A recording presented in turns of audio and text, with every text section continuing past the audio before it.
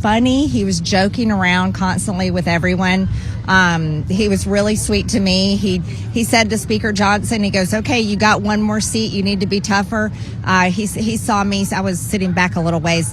He saw me in there and he was like, hello, Marjorie. He's always so sweet and recognizes me. And he said, are you being nice? He was joking. Are you being nice to Speaker Johnson? And I said, eh. And he said, okay, be nice to him. And I nodded my head. And then.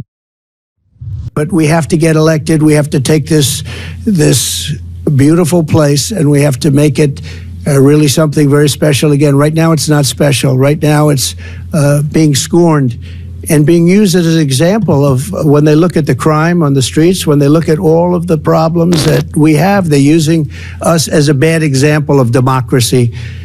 And they're getting away with murder, and we're not going to let it happen. So I just want to thank you for coming, and I want to thank everybody here. You're all either elected or you're going to be elected again and reelected, and I'm with everybody.